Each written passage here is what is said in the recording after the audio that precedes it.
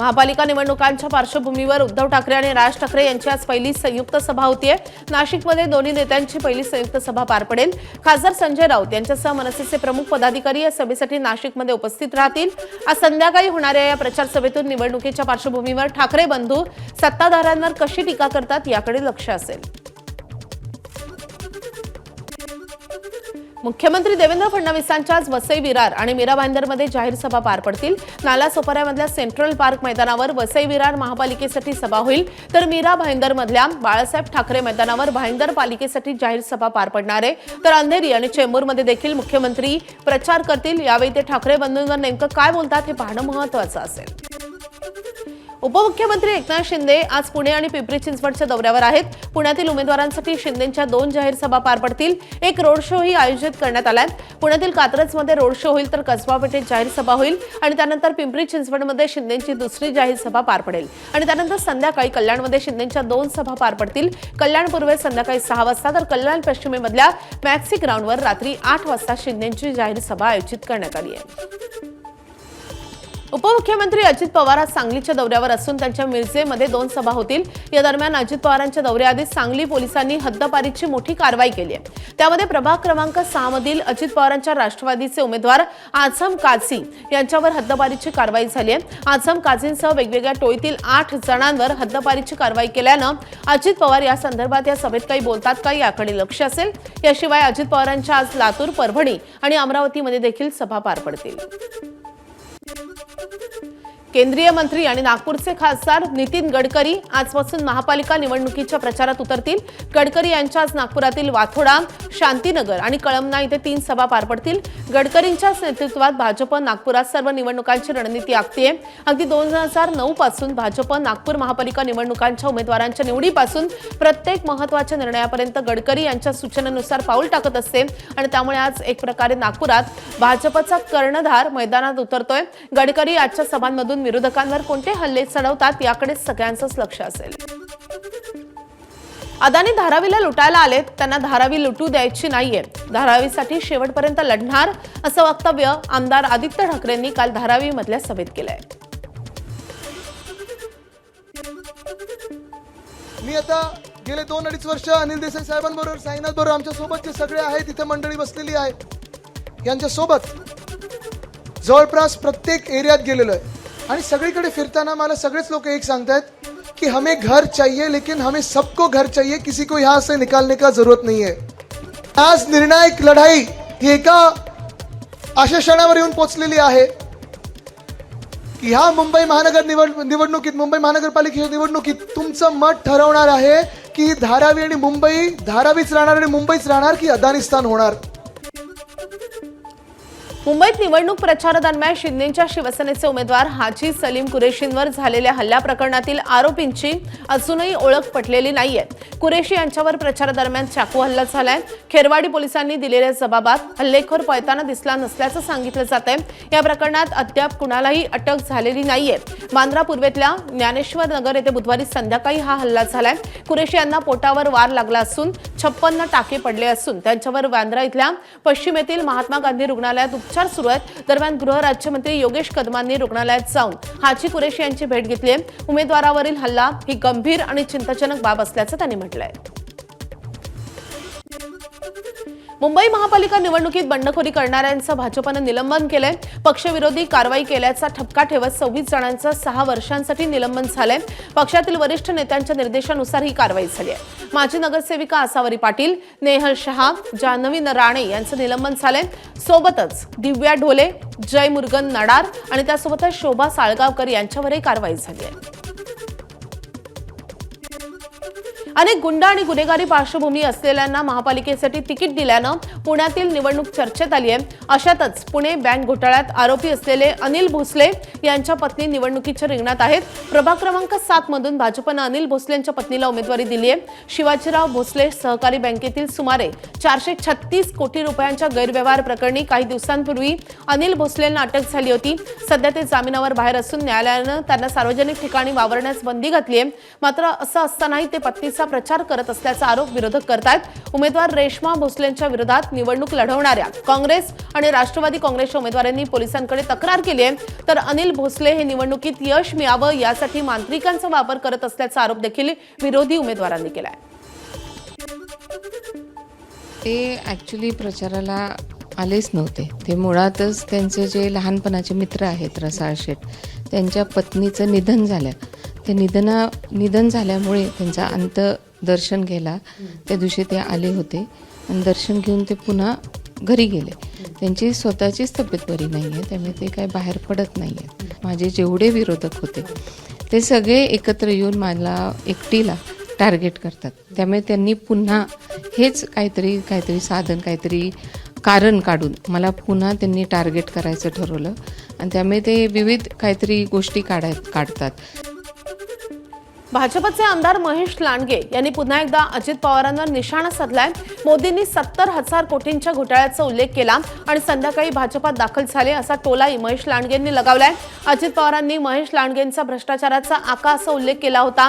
त्यानंतर संतापलेल्या लांडगेंनी तू आमचा कार्यक्रम मग त्यानंतर अजित पवारांनी आम्ही काय बांगड्या घातल्यात का असा एकेरी उल्लेख करत तुझा कार्यक्रम आमच्या लाडक्या बहिणी करतील, आमच्या नादी लागू नको असे एकेरी भाषेत लांडगेंनी अजित पवारांवर टीका केली आहे। अरे आम्ही नम्र बळच काढतात, तुम्हाला अख्ख्या महाराष्ट्राला माहिती, मी जर कुणाचं ठरवलं तर त्याचा कार्यक्रमच करतो। अरे तू कार्यक्रम करतो तर आम्ही काय बांगड्या घातलं? तिकडं वतनाची जमीन लुटली, तिकडं धरंडेश्वर कारखाना लुटला, 70,000 कोटीचं जेव्हा मोदी साहेब बोलले 70,000 कोटीचा घोटाळा 100% सजा होणार, संध्याकाळी तर भाजपमध्ये। अरे मी घाबरलो नाही, तुला नाही घाबरलो। 2014ला तुझ्या विरुद्ध लढलो, पक्षाच्या अपक्ष निवडून आलो। पुणे महानगरपालिका निवडणुकीत अजित पवार आणि मुरलीधर मोहोळ एकमेकांवर टीका करत पुणेकरांच्या डोळ्यात धूळफेक करतायत, अशी टीका काँग्रेसच्या सतेज पाटलांनी केली आहे। तसंच आता एकमेकांवर टीका करणारे महापालिकेतील सत्तेसाठी एकत्र येतील असाही टोला सतेज पाटलांनी लगावलाय। जो प्रश्न विचारला भाजप आणि राष्ट्रवादी स्पेस घेण्याचा, हे स्पेस घेण्याचा प्रयत्न आहे। माझं म्हणणं, तुम्ही इथं अजितदादा मुरलीधर म्हणून म्हणतात की अजितदादांनी मुलांना कुठं तिकीट दिलं, अजितदादा सांगतात की पासपोर्ट कुणी दिला। तुम्हाला दोघांना एवढंच पुण्याबद्दल वाटत असेल तर कॅबिनेटला एकत्र कसं बसतात? म्हणजे उद्या संख्या कमी पडली तर हे दोन पक्ष एकत्रच येणार आहेत। मग आता एकमेकाच्या विरोधात कशासाठी बोलतात? ही फक्त धुळफेक आहे पुणेकरांच्या डोळ्यामध्ये की दोघांनी वेगवेगळ्या लढायची आणि मतं घ्यायची आणि स्वतःची स्पेस तयार करायची। मला वाटतं हा पुणेकरांना फसवायचा प्रयत्न दोन्ही पक्ष करतात। पुणे महापालिकेनं निवडणूक प्रचारासाठीच्या सर्व परवानग्या फक्त ऑनलाईन पद्धतीनं देण्याचा उपक्रम यशस्वीपणे राबवलाय आणि त्यामुळे राजकीय पक्षांना सर्व परवानग्या अवघ्या काही तासांमध्ये मिळतात। त्यासाठी वेगवेगळ्या ठिकाणी चक्रा मारण्याची गरज उरलेली नाहीये। पुणे महापालिकेनं त्यासाठी स्वतंत्र पोर्टल तयार केलं असून नोंदणीकृत पक्षांचे पदाधिकारी त्यावरून आवश्यक त्या परवानग्या मिळवतात। पुण्यात यशस्वी ठरलेल्या ऑनलाईन परमिशनच्या उपक्रमाचा अहवाल राज्य निवडणूक आयोगाला सादर केला जाणार असून संपूर्ण राज्यात भविष्यात सर्व परवानग्या ऑनलाईन पद्धतीने देण्याच्या दिशेनं हा प्रयत्न होतोय। मालेगाव महापालिकेतील एमआयएम उमेदवारांच्या प्रचारार्थ खासदार असदुद्दीन ओवैसींची सभा पार पडली आहे। यावेळी सत्ताधारी मुंबईत बसून एकत्र वडापाव खातात आणि निवडणुका आल्या की वेगवेगळे होतात अशी टीका ओवैसींनी केली आहे। तर कचऱ्याचं कंत्राट असलेल्या सत्ताधाऱ्यांना महापालिकेतून कचऱ्यासारखं उचलून फेका अशी टीकाही ओवैसींनी केली आहे। अजीब मामला है महाराष्ट्र की सियासत का। देवेंद्र फडणवीस एक तरफ, शिंदे एक तरफ, अजीत पवार एक तरफ। मैंने मुंबई में बैठकर वड़ा पाव और मलाई तीनों मिलके खा रहे, मगर इलेक्शन का मामला आया तो जनता की आंखों में धूल झोंकने का काम कर रहे। जळगाव महानगरपालिकेत युती धर्म न पाळणाऱ्या भाजपच्या बंडखोरांवर पक्षानं कारवाई केली आहे। यामध्ये भाजपचे माजी नगरसेवक रंजना सपकाळे, कांचन सोनवणे, चेतना चौधरी, जितेंद्र मराठे यांच्यासह 27 भाजप बंडखोरांची पक्षामधून हकलपट्टी झाली आहे। नागपूर महापालिकेची सत्ता सलग चौथ्यांदा मिळवण्यासाठी भाजपनं मिशन 120 लॉन्च केलंय. नागपूर महापालिकेच्या 151 जागांपैकी किमान 120 जागा जिंकण्याचं भाजपचं ध्येय आहे. विशेष म्हणजे सध्या 151 पैकी भाजपचे 108 नगरसेवक आहेत, तर 2017 मध्ये 151 पैकी फक्त 29 जागा जिंकणाऱ्या काँग्रेसनं ही यंदा नागपूर महापालिकेसाठी सत्ता पुन्हा मिळवण्यासाठी मिशन 100 ची घोषणा केली आहे. मात्र काँग्रेस मागचा 29 चा आकडाही गाठू शकणार नाही आणि फक्त 20 जागेपर्यंतच मर्यादित राहील असा दावा भाजपचे नेते आणि माजी महापौर बंटी कुकडे यांनी केला आहे. ज्या दिवशी पक्षाने मला शहर अध्यक्षाची जबाबदारी दिली होती त्यावेळेस मी संकल्प केला होता की मागच्या वेळेस 108 कमळाचा अभिषेक हा भगवान शंकराला झाला होता आणि ह्यावेळेस 121 कमळाचा अभिषेक हा श्रीराम मंदिर अयोध्येत बनलं म्हणून 121 कमळाचा अभिषेक नागपुरातून ह्या नगरसेवकांचा राम जन्मभूमीच्या अयोध्येच्या मंदिराला होईल आणि 100च्या काँग्रेसचा विषय नाही. मला असं वाटतंय की काँग्रेस ही 20च्या पार सुद्धा जाणार नाही. काँग्रेस हद्दपार झाली आहे. आता आमचा संकल्प आहे की आमच्या प्रभागातनं जो रस्ती गाडा आहे त्याला हद्दपार करायचा आहे. काँग्रेस मुक्त पूर्व नागपूर हे भारतीय जनता पार्टीने इथे करून दाखवलेलं आहे. नागपूर महापालिकेतही भाजपच्या बंडखोर उमेदवारांवर पक्षानं कारवाई केली आहे. पक्षविरोधी भूमिका घेतलेल्या 32 जणांना 6 वर्षांसाठी निलंबित करण्यात आले. यामध्ये प्रभाग 14 मधून बंडखोरी करणारे सुनील अग्रवाल या ज्येष्ठ नेत्यांसह प्रभाग 17 मधील विनायक डेहनकर, प्रभाग 18 मधील धीरज चव्हाण या प्रमुख बंडखोरांचा समावेश आहे. सध्या मुख्यमंत्री देवेंद्र फडणवीसांच्या प्रकट मुलाखती सुरू आहेत. ठाण्यातल्या मुलाखतीनंतर काल छत्रपती संभाजीनगरमध्ये फडणवीसांची मुलाखत पार पडली आहे. या मुलाखतीत फडणवीसांनी अकोल्याच्या अकोटमधील MIM सोबत झालेल्या कथित युतीवर स्पष्टीकरण दिलंय.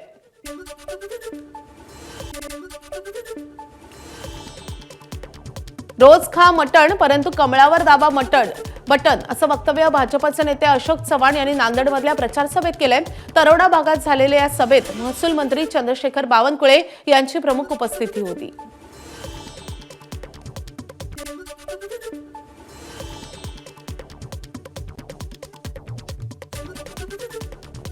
मटन परंतु कमळावर दाबा बटन एवढं काम करा.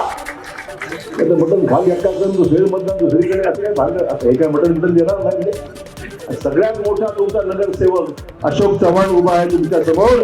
हा सेवक मी तुमचा सेवक आहे. या महापालिकेमध्ये सत्ता मला द्या, माझ्या पक्षाला द्या.